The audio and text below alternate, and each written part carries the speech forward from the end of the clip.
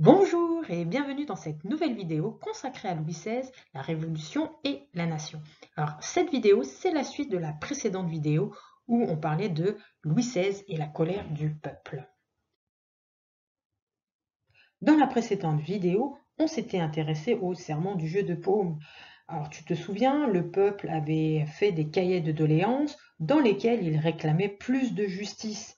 Le peuple espérait que ses représentants dans l'Assemblée mettent fin aux privilèges. Les privilèges, ce sont des avantages qui étaient réservés à quelques personnes, je te rappelle la noblesse et le clergé. Mais le roi y refusa toute discussion sur ce sujet. Mécontents des députés du peuple, ils se sont réunis dans la salle du jeu de paume et ils firent le serment de ne pas se séparer avant d'avoir organisé le pouvoir en France par une constitution. Alors une constitution, c'était une loi fondamentale qui organise le pouvoir dans un pays. Alors, le but de ce serment, c'était vraiment de mettre en place plus d'égalité sociale et le peuple suite au refus du roi, était fou de colère. Suite au refus du roi d'instaurer une société plus juste, plus égalitaire en termes d'impôts, cette attitude provoqua la colère des députés et des Parisiens. Qu'est-ce qui s'est passé? Alors le 14 juillet 1789, le 14 juillet c'est la fête nationale, c'est ce qu'on fête. On fête la prise de la Bastille. Qu'est-ce qui s'est passé? Eh bien les Parisiens et les députés, ils se révoltèrent, ils se dirigèrent vers la prison de la Bastille. Pourquoi? Pour deux raisons, parce qu'il y avait des armes. Pour mener une révolution, on a besoin d'armes. Donc, il se dirige vers la Bastille. Et aussi, à la Bastille, qu'est-ce qu'il y avait? Il y avait aussi énormément de prisonniers politiques, entre guillemets, qui étaient contre la monarchie. Donc, on récupère les armes, on libère les opposants à la monarchie. La révolution se propagea aussi dans les campagnes. Les paysans, bon, il n'y avait pas de prison comme la Bastille, mais les paysans, ils avaient leurs outils. Ils ont pris leurs outils, leurs faux, leurs pics, et ils se dirigèrent vers les châteaux des nobles et menèrent aussi leur révolution.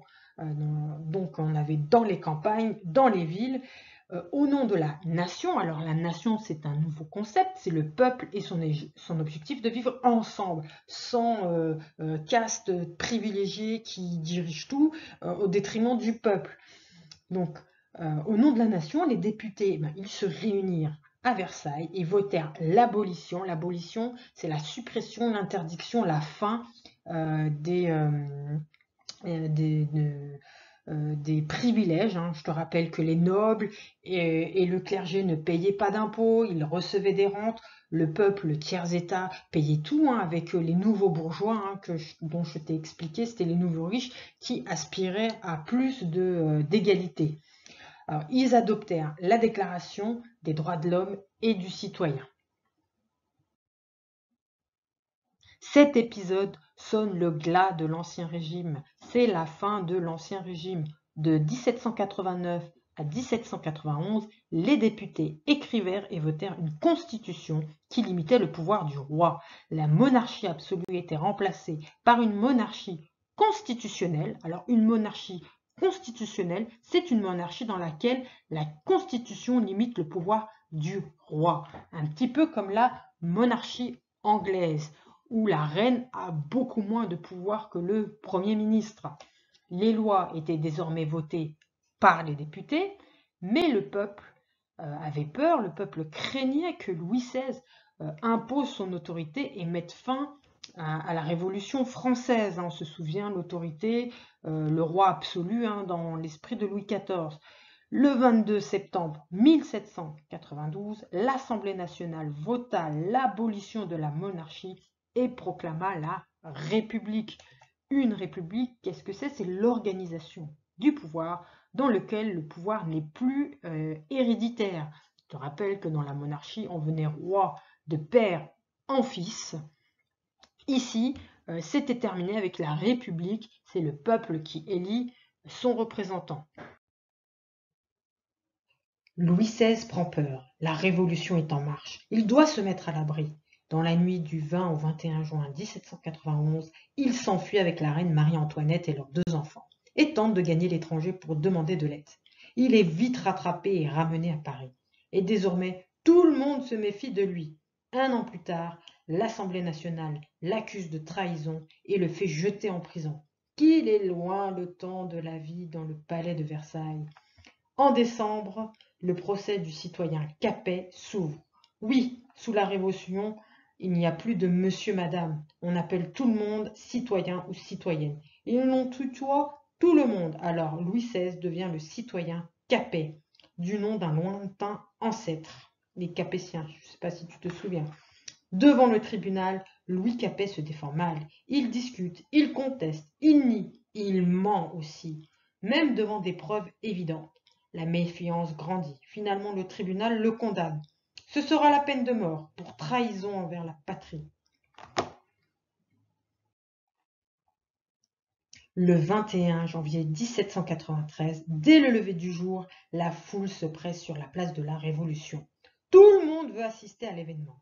Par crainte d'un mouvement en faveur de l'ancien roi de France, on ne laisse pourtant passer que les citoyens connus pour leurs idées républicaines. Dans la matinée, Louis arrive. Le maire de Paris a prêté sa voiture pour qu'on le transporte. Louis porte une chemise dont on a découpé le col. Il sera plus facile de lui couper la tête. Ses mains sont liées dans son dos. Il tente de prendre une dernière fois la parole. « Français, je meurs innocent, je pardonne à mes ennemis, je désire que ma mort soit… » Le son des tambours couvre sa voix. On l'allonge devant la guillotine, la tête sous la lame, le bourreau Samson actionne le mécanisme, la lame tombe foudroyante. La tête du roi roule dans le panier, Samson s'en empare et la brandit devant la foule qui crie « Vive la nation, vive la République, le temps de roi est fini !» Encouragés par la Révolution, les députés favorables aux réformes adoptèrent le 26 août 1789 la Déclaration des droits de l'homme et du citoyen.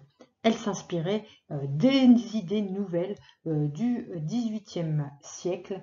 Dans la précédente vidéo, on avait parlé de Voltaire, de Rousseau, de Montesquieu, qui étaient des auteurs qui demandaient, qui exigeaient plus d'égalité entre les Français. Hein. On est loin des auteurs sous Louis XIV, comme Molière, Racine, qui étaient plus là pour divertir la noblesse, divertir le roi.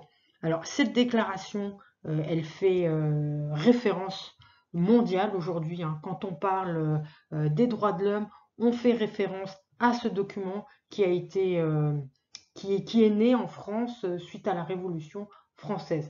Alors, on va s'attarder sur le premier article.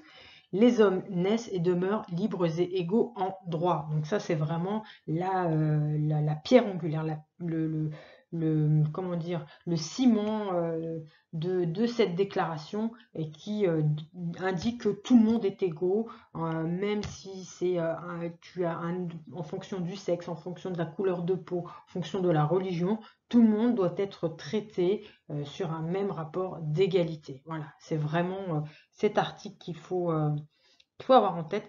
Et il y a aussi beaucoup d'articles qui font référence à la liberté de propriété, la liberté d'expression. Donc cette déclaration est très importante et aujourd'hui encore, c'est une référence. Un petit aparté historique par rapport à la guillotine. Alors la guillotine, elle a été conçue par deux médecins, le docteur Joseph Guillotin et le chirurgien Antoine Louis en novembre 1789. Alors elle était destinée à la décapitation des condamnés. Elle comportait un tranchoir glissant entre deux montants de bois. Alors, selon ses créateurs, elle assurait l'égalité entre les citoyens, puisque tous désormais étaient exécutés en ayant la tête tranchée. La première exécution, elle a eu lieu le 25 avril 1792, pendant la Terreur. Elle a servi à décapiter environ 17 000 personnes. Elle a été utilisée en public jusqu'en 1939, hein. C'est assez récent. Et la dernière exécution en France, elle a eu lieu le 10 septembre 1977 à la prison des Baumettes, hein, c'est dans le sud de la France, à Marseille. Depuis l'abolition de la peine de mort le 9 octobre 1981, la guillotine, elle est remisée à la prison de Fresnes. Je t'ai mis une photo. Les représentants du peuple, les députés, vont mettre en place plusieurs choses. Tout d'abord, la Constitution de 1781. Ici, j'ai pris les éléments qui me semblaient le plus pertinents. L'Assemblée nationale abolit les institutions qui blessaient la liberté et l'égalité des droits. Donc, l'emprise du clergé, et c'est terminé. Tout le monde est logé à la même enseigne. C'est la fin des privilèges en fonction de la catégorie, si on faisait partie du tiers-état, du clergé ou de la noblesse. C'est terminé. Le pouvoir appartient à la nation. Alors là, c'est terminé. Le roi de droit divin qui s'octroie tous les pouvoirs, le pouvoir absolu, c'est terminé. Le pouvoir revient au peuple à travers les représentants qui vont être élus par le peuple. On a aussi un décret du 22 septembre 1792 et qui fait toujours écho, c'est que la France, la République française est une et indivisible. Donc nous faisons tous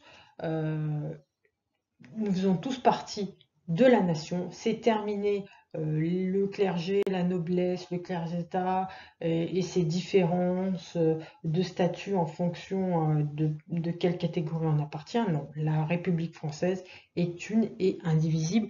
C'est la notion de nation unie.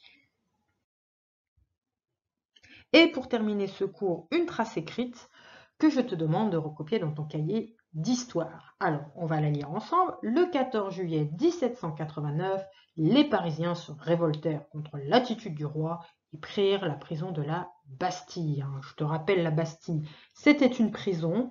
Pourquoi s'attaquer à la Bastille? Pour avoir des armes, pour mener la lutte et libérer les dissidents, les prisonniers qui étaient contre la monarchie. La Révolution se propagea dans toute la France. À Paris, les citadins ont pris la Bastille.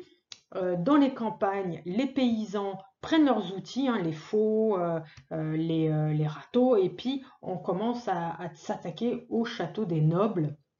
C'est la révolution qui a été menée dans les campagnes. Les députés votèrent la Déclaration des droits de l'homme et du citoyen, puis une constitution qui limitait le pouvoir du roi. On en a parlé dans le cours, la fameuse Déclaration des droits de l'homme et du citoyen, dont l'article 1, tout le monde devrait le connaître, les hommes naissent et demeurent libres et égaux en droit. Le 22 septembre 1792, ils proclamèrent la République. Louis XVI fut guillotiné, mais la France entra dans une période incertaine de grand désordre. Voilà, ce cours est terminé. J'espère que tu l'as apprécié et je te dis à bientôt.